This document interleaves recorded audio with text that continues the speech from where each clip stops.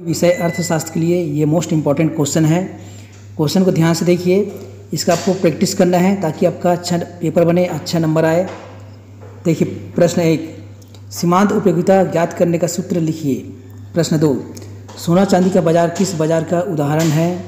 प्रश्न 3, अधिविकर्ष क्या है। प्रश्न 4, विवि ग्राहम मुद्रा किसे कहते हैं। प्रश्न 5, उत्पाद शुल्क किसे कहते हैं। प्रश्न 6, रेल बजट किसके द्वारा संसद में प्रस्तुत किया जाता है। प्रश्न 7, भुगतान संतुलन के खातों के नाम लिखिए। प्रश्न 8, किसी देश में आयातों एवं निर्यातों के अंतर को क्या कहते हैं। प्रश्न 9, पूर्ति के नियम के अपवाद लिखिए। प्रश्न 10, अल्पाधिकार की 3 प्रमुख विशेषताएं लिखिए। प्रश्न 11, मितव्ययिता के विरोधाभास को समझाइए। प्रश्न 12, प्रेरित निवेश तथा स्वतंत्र निवेश में अंतर स्पष्ट कीजिए। प्रश्न 13 है, उत्पादन संभावना वक्र की मान्यताएं लिखिए। इसी में अथवा करके क्वेश्चन आ सकता है।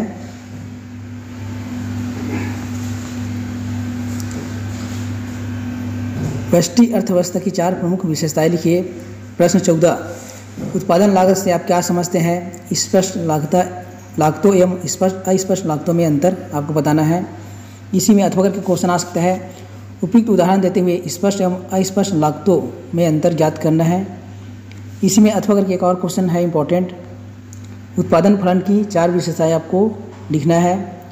प्रश्न 15 देख सकते हो, निम्न आंकड़ों के सकल राष्ट्रीय उत्पाद और राष्ट्रीय उत्पाद ज्ञात आपको करना है। इस प्रकार दिया रहेगा मद और व्यय, तो आपको निकालना है राष्ट्रीय उत्पाद। इसी में अथवा करके क्वेश्चन आ सकता है, निम्न आंकड़ों के आधार पर सकल घरेलू उत्पाद और शुद्ध घरेलू उत्पाद की गणना आपको करना है। ये आंकड़ा यहाँ पे दिया गया है। प्रश्न 16 देखिए, केंद्रीय बैंक तथा व्यापारिक बैंक में अंतर स्पष्ट कीजिए। इसी में अथवा करके क्वेश्चन आ सकता है जो इम्पोर्टेंट है। एक अच्छी मुद्रा के आवश्यक गुण लिखिए। प्रश्न 17, सरकारी बजट के उद्देश्य को लिखिए। इसी में अथवा करके क्वेश्चन है, घाटे के बजट के प्रकार को समझाइए। प्रश्न 18 देखिए, भुगतान संतुलन की प्रतिकूलता को ठीक करने के उपाय लिखिए। इसी में अथवा करके क्वेश्चन आ सकता है, अंतर्राष्ट्रीय व्यापार के कोई 4 लाभ लिखिए। प्रश्न 19 देखिए, उपभोक्ता के संतुलन की सचित्र व्याख्या आपको करना है। इसी में अथवा करके क्वेश्चन दिया है, आय एवं रोजगार के परंपरावादी सिद्धांत की विशेषताएं आपको लिखना है।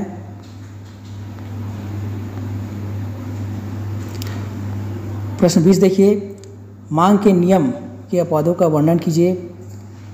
अथवा में यह क्वेश्चन, कुल उपयोगिता एवं सीमांत उपयोगिता में अंतर स्पष्ट आपको करना है। प्रश्न 21 देखिए, उत्पादन फलन को परिभाषित कीजिए। पैमाने के वर्धमान, स्थिर तथा ह्रासमान प्रतिफल को समझाना है। इसी में अथवा करके क्वेश्चन है, पूर्ति का निर्धारित करने वाले किन्हीं 6 घटकों को लिखना है। प्रश्न 22 देखिए, सामान्य मूल्य की विशेषताओं को लिखिए। इसी में अथवा क्वेश्चन है, एकाधिकार एवं एकाधिकारी प्रतियोगिता में अंतर लिखना है। प्रश्न 23, भारत की राष्ट्रीय आय की वृद्धि हेतु आवश्यक सुझाव आपको देना है। इसी में अथवा करके क्वेश्चन दिया है, राष्ट्रीय आय को मापने की कौन कौन सी विधियाँ है, इसका आपको वर्णन करना है। प्रश्न 24 देखिए, अभावी मांग को ठीक करने के उपाय लिखिए। इसी में अथवा वाला क्वेश्चन है, एक आय एवं रोजगार की परंपरावादी सिद्धांत की विशेषताएं लिखिए। ठीक है बच्चों, तो ये सब इंपॉर्टेंट क्वेश्चन है कक्षा 12वीं विषय अर्थशास्त्र के लिए। तो आप इसको प्रैक्टिस कीजिए।